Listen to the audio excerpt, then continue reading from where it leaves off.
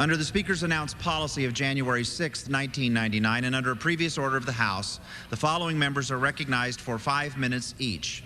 The gentlelady from the District of Columbia, Mrs. Norton. The gentleman from Texas, Mr. Paul. Thank you, Mr. Speaker. I ask unanimous consent to revise and extend my remarks. Without objection, so ordered.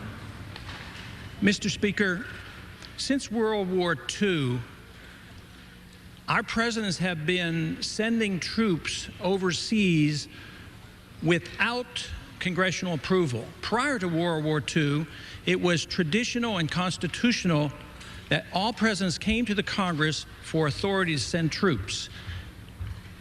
Recently, the president has announced that he will most likely be sending thousands of American troops under NATO command to Kosovo. I think this is wrong. I have introduced legislation today that says that the president cannot send these troops without congressional approval, merely restating what the Constitution says and how we followed the rules up until World War II. 3 years ago, the president sent troops into Bosnia and said they would be there for 6 months.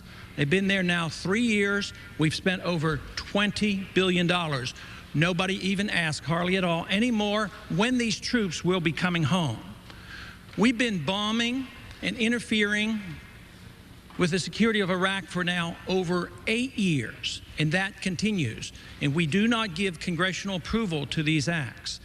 My legislation is simple. It just denies funding for sending troops into Kosovo without congressional approval.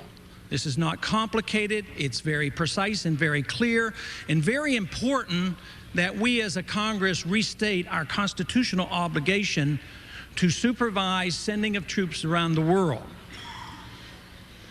It would be much better for us to spend this money that is being wasted in Bosnia and Iraq on our national defense. We spend less and less money every year on national defense, but we spend more and more money on policing the world.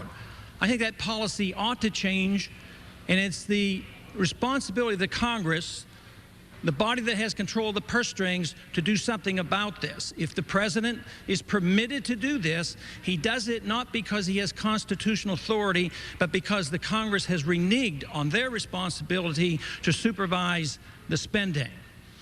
It is a bit ironic now that we are sending or planning to send troops to Kosovo.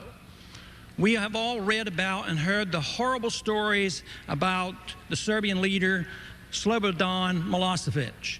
And yet, our troops going to Kosovo are going to be sent with the intention that Kosovo cannot be independent, that they will not be able to separate themselves from Serbia, that they cannot decide under what government they want to live. It's also interesting that one of the jobs of the troops in NATO, if they go into Kosovo, will be to disarm the Kosovo Liberation Army.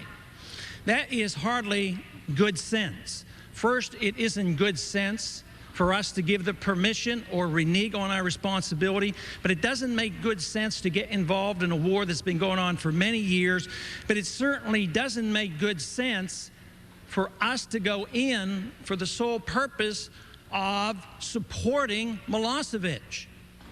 He's the one that's been bombing the Kosovars, and here we are, we want to disarm the liberation forces, at the same time prevent Kosovo from becoming independent.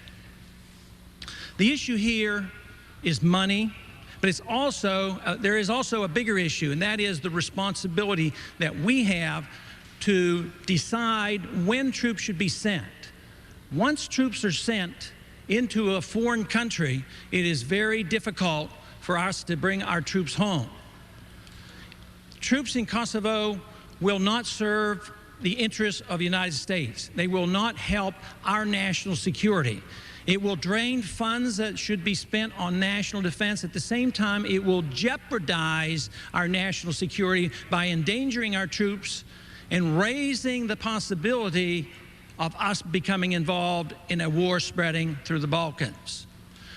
This should not occur. So I'm asking my fellow colleagues to join me in co-sponsoring this legislation, just to say that it is not the prerogative of the president to send troops around the world whenever he pleases.